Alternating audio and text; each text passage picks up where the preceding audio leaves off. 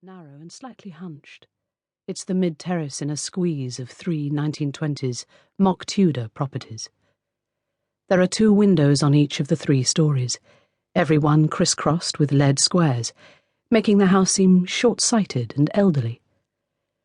The front door is chunky and panelled.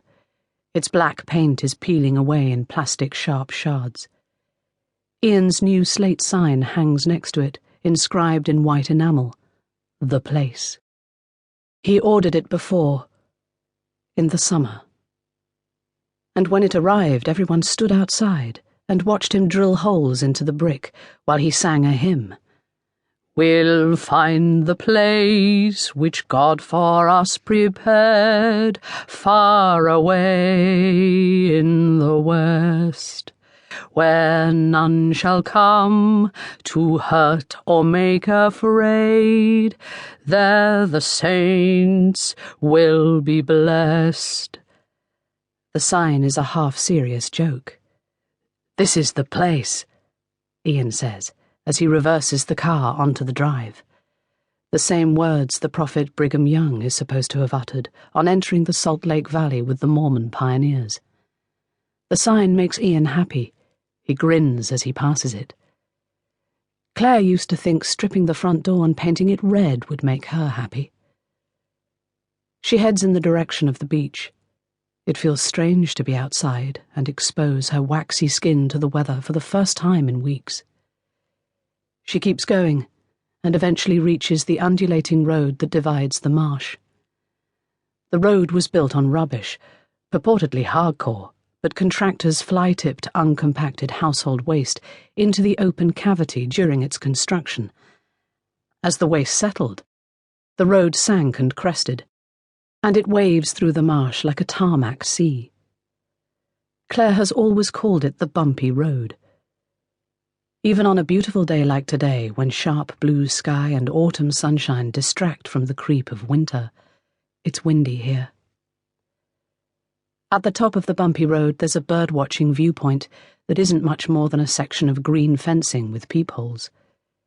She peers through one of the holes. There's a board attached to the fence, showing images of birds. She looks at the water and thinks she can see black and white avocets, like the one pictured. It seems right to be surrounded by birds at a time like this. After all, birds have always been messengers and comforters. A dove helped Noah determine the end of the flood, and a raven took care of Elijah in the desert. She thinks about the selfless swallow in The Happy Prince, and the nightingale that sacrificed itself in order to create a red rose. Several seagulls fly towards the beach, and she remembers another story about birds, the miracle of the gulls. It happened in Utah, not long after the first pioneers settled.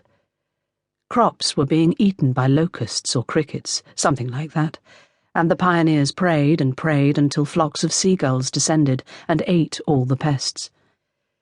People believe the Lord made the seagulls intervene, and as seagulls don't seem to be naturally helpful birds, perhaps he did. She follows the seagulls and crosses the coastal road to the car park at the edge of the beach.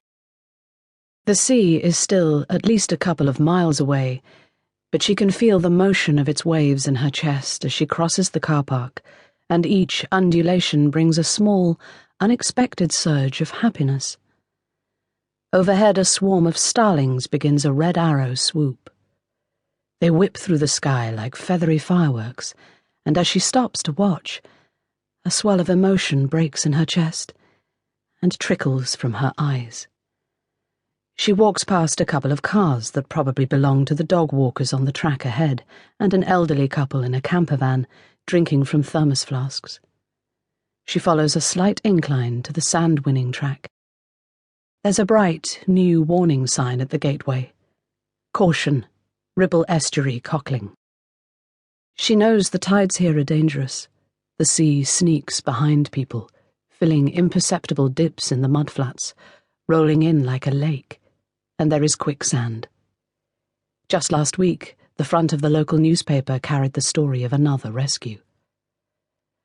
Her wellies scuff the stony track, and she hears cars whoosh behind her as they race along the coastal road.